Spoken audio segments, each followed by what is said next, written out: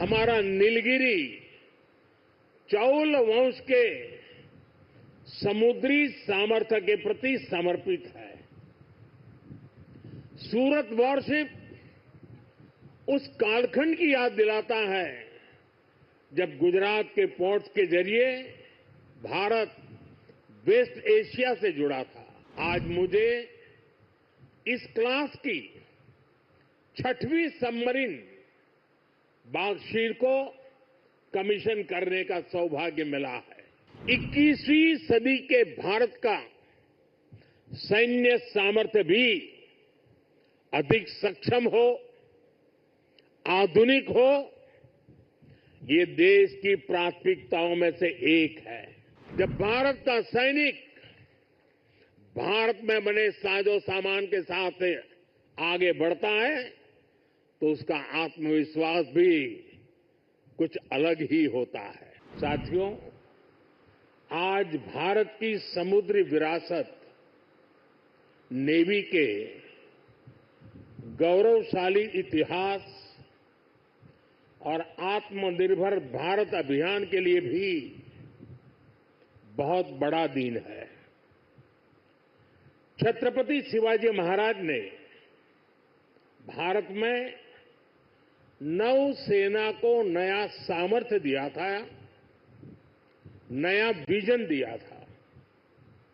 आज उनकी इस पावन धरती पर 21वीं सदी की नेवी को सशक्त करने की तरफ हम एक बहुत बड़ा कदम उठा रहे हैं। ये पहली बार हो रहा है जब एक डिस्ट्रॉयर, एक फ्रिगेट और एक सबमरीन तीनों को एक साथ कमीशन किया जा रहा है। और सबसे गर्व की बात कि ये तीनों frontline platforms made in India है। मैं भारतीय नौसेना को, इनके निर्माण कार्य से जुड़े सभी साथियों को, इंजीनियर्स को, श्रमिकों को और पूरे देश को बधाई देता हूं। साथियों, आज का एक कार्यक्रम हमारी गौरवशाली धरोहर को भविष्य की आकांक्षाओं से जोड़ता है। लंबी समुद्री यात्राएं, commerce, naval defence, ship industry, इसमें हमारा एक समृद्ध इतिहास रहा है। अपने इतिहास से प्रेरणा लेते हुए आज का भारत दुनिया की एक मेजर मैरीटाइम पावर बन रहा है। आज जो प्लेटफॉर्म लॉन्च हुए हैं उनमें भी इसकी झलक है। अब जैसे हमारा नीलगिरी चौल वंश के समुद्री सामर्थ्य के प्रति समर्पित है। सूरत वॉरशिप उस कालखंड की याद दिलाता है जब गुजरात के पोर्ट्स के जरिए भारत वेस्ट एशिया से जुड़ा था।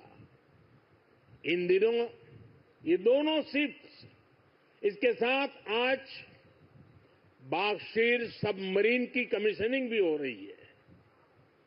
कुछ वर्ष पूर्व मुझे P-75 क्लास की पहली सबमरीन कलवरी की कमीशनिंग में शामिल होने का अवसर मिला था। आज मुझे इस क्लास की 6वीं सबमरीन बागशीर को कमीशन करने का सौभाग्य मिला है। ये नए फ्रंटियर प्लेटफॉर्म भारत की सुरक्षा और प्रगति दोनों को नया सामर्थ्य देंगे। साथियों, आज भारत पूरे विश्व और खासकर ग्लोबल साउथ में एक भरोसेमंद और जिम्मेदार साथी के रूप में पहचाना जा रहा है। भारत विस्तारवाद नहीं, भारत विकासवाद की भावना से काम करता है। भारत ने हमेशा ओपन, सिक्योर, इंक्लूसिव और प्रॉस्परस इंडो पैसिफिक रीजन का समर्थन किया है। इसलिए जब समुद्र से सटे देशों के विकास की बात आई तो भारत ने मंत्र दिया सागर। सागर का मतलब है security and growth for all in the region. हम सागर के विजन के साथ आगे बढ़े। जब भारत के सामने G20 की प्रेसिडेंसी संभालने का दायित्व आया तो दुनिया को हमने मंत्र दिया one earth, one family, one future. जब दुनिया कोरोना से लड़ते हुए पस्त पड़ रही थी तब भारत ने विजन दिया वन अर्थ, वन हेल्थ। हम पूरे विश्व को अपना परिवार मानकर चलते हैं। हम सबका साथ, सबका विकास, उस सिद्धांत पर विश्वास करने वाले लोग हैं और इसलिए इस पूरे क्षेत्र की रक्षा सुरक्षा भी भारत अपना दायित्व समझता है। साथियों, ग्लोबल सिक्योरिटी, इकोनॉमिक्स और जियो पॉलिटिकल डायनेमिक्स को दिशा देने में भारत जैसे मैरीटाइम नेशन की भूमिका बहुत बड़ी होने वाली है। आर्थिक प्रगति और एनर्जी सिक्योरिटी के लिए ये जरूरी है कि ट्रेडिशनल वाटर्स को प्रोटेक्ट किया जाए, टेरिटोरियल वाटर्स को प्रोटेक्ट किया जाए, फ्रीडम ऑफ नेविगेशन को इंश्योर किया जाए और ट्रेड की सप्लाई लाइन और सी रूट्स सुरक्षित हो। हमें आतंकवाद, हथियारों और ड्रग्स की तस्करी में इस पूरे क्षेत्र को बचाकर रखना है। इसलिए आज जरूरी है कि समुद्र को सेफ और प्रॉस्परस बनाने में हम ग्लोबल पार्टनर बने। हम लॉजिस्टिक की एफिशिएंसी बढ़ाने और शिपिंग इंडस्ट्री के लिए काम करें। हम रेयर मिनरल्स, फिश स्टॉक जैसे ओशन रिसोर्सेज का दुरुपयोग रोकने में और इसे मैनेज करने की कैपेसिटी डेवलप करें। हम न्यू शिपिंग रूट्स और सी लेन्स पर अब कम्युनिकेशन को खोजने में इन्वेस्ट करें। मुझे खुशी है कि आज भारत इस दिशा में लगातार कदम उठा रहा है। भारत पूरे इंडियन ओशन रीजन में फर्स्ट रिस्पॉन्डर भी बनकर उभरा है। बीते कुछ महीनों में ही हमारी नौसेना ने सैकड़ों जानें बचाई हैं। हजारों करोड़ रुपए के नेशनल और इंटरनेशनल कार्गो की सुरक्षा की है।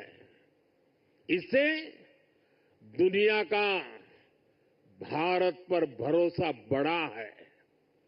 आप सबके कारण बढ़ा है और इसलिए मैं आज आप सबका भी अभिनंदन करता हूं।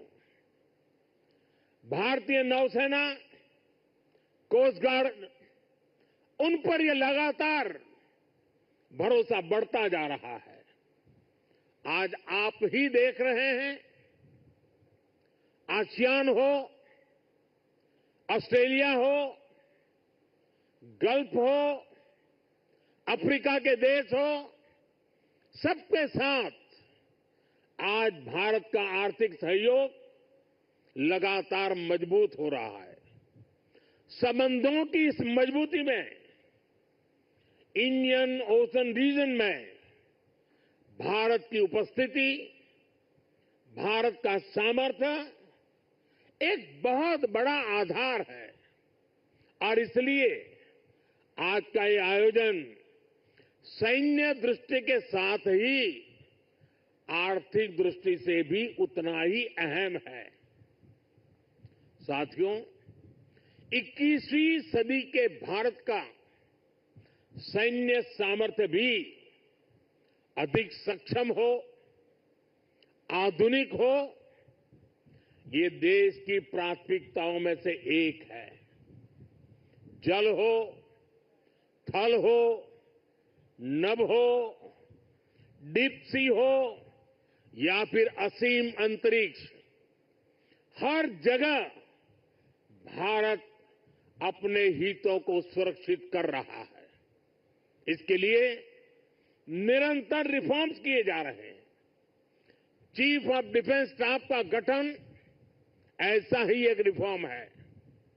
हमारी सेनाएं और अधिक एफिशिएंट हो, इसके लिए थिएटर कमांड की दिशा में भी भारत आगे बढ़ रहा है।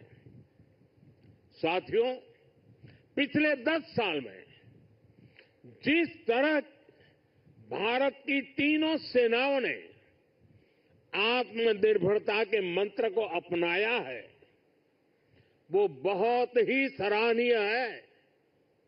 संकट के समय दूसरे देशों पर भारत की निर्भरता कम से कम हो, इस गंभीरता को समझते हुए आप सभी इस काम को आगे बढ़ा रहे हैं, नेतृत्व दे रहे हैं।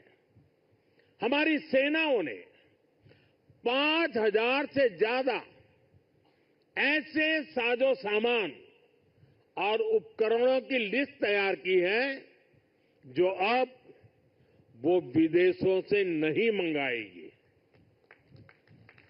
जब भारत का सैनिक भारत में बने साजो सामान के साथ आगे बढ़ता है तो उसका आत्मविश्वास भी कुछ अलग ही होता है।